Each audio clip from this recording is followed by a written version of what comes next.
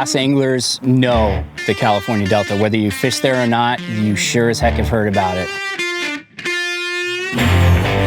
It conjures up images of giant bass. Your personal best bass could lurk around any corner. This place is huge. It's got 1,100 miles of waterway, so there's so many different things you can fish, and you'll never be able to explore it all in your lifetime.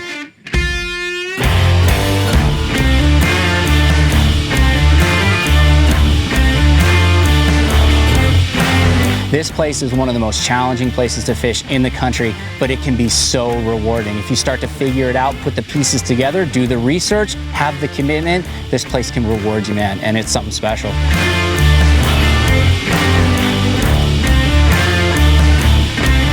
I'm Will Doud-Martin, and the California Delta is my lab.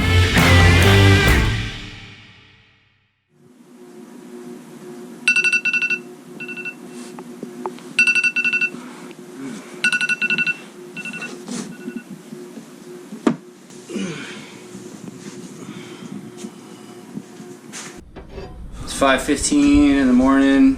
Hopefully it's gonna be a good today. Hopefully they'll cooperate and it'll all be worth it. Getting up early.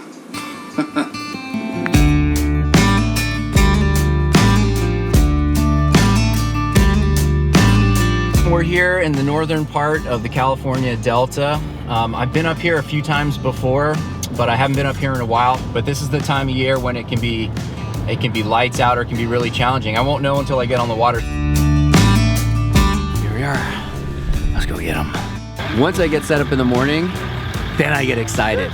Now I want to go out there and make them hurt. I'm ready to go.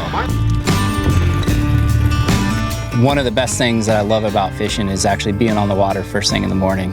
Even as a young kid, I like to get up early, watch the sun come up. I got tired of fishing the bank, so eventually decided that getting into a kayak was the best way to go. Got my first kayak about 6 years ago and eventually worked my way up to the kayak that I'm in now. But I found that once you got on the water, it was a completely different experience. It totally expanded my horizons, what I could do. There's something about being out on the water, on my kayak by myself, that it's hard to explain. The proximity to the water, the fish, the process is something that you can only experience from a kayak. And from there, it sort of naturally went into the tournament fishing from kayaks. With kayak fishing, a lot of times it's about time management, and that means making sure you're set up and ready to go on the day that you're out fishing. So anything I can do now is good for me tomorrow.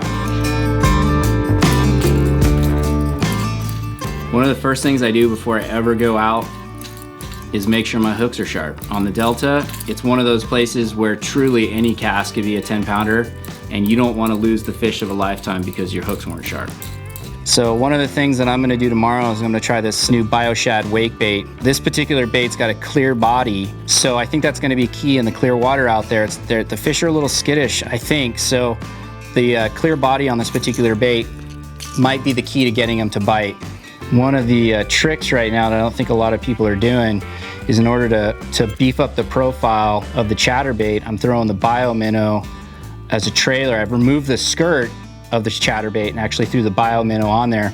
And the tail action of the Bio-Minnow still is really key because it's so soft. It's got a really nice side-to-side action, but with the blade on the head, the whole body up front does the nice little tight wiggling chatterbait action with the side-to-side motion in the tail.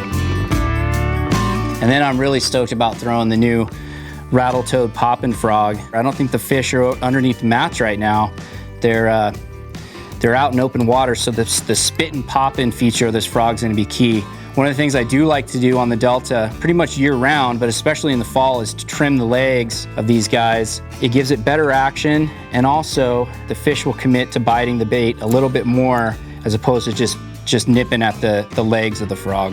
I just want to have a particular bait ready to go, and then I can narrow down the particular aspects of that day as I move along, hopefully figure out a pattern. And that's part of the greatness of kayak fishing, is when you figure out that pattern and that key all on your own, when you've got no one else to rely on, it's a pretty cool feeling.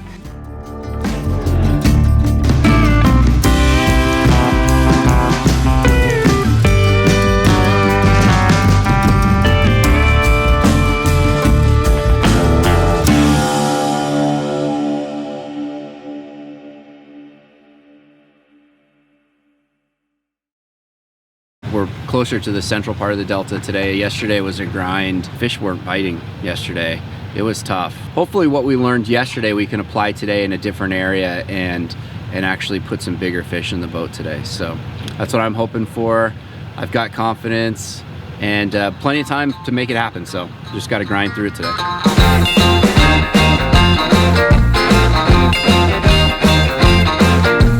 You know, when it's tough like this, you can really get kind of wrapped up in your head. It's tough to cover water and it can be really tiring, especially when you're paddling. That's the thing, it's a mental game, but it's also a physical game, and that makes it doubly challenging for me, but I dig the challenge.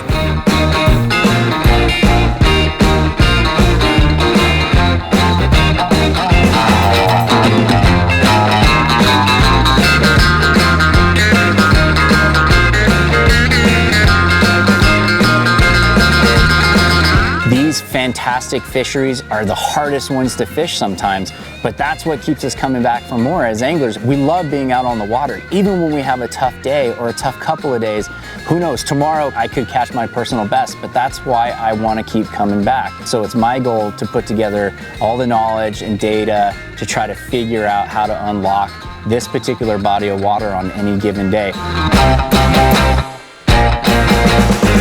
What can I say? You win some, you lose some. The California Delta.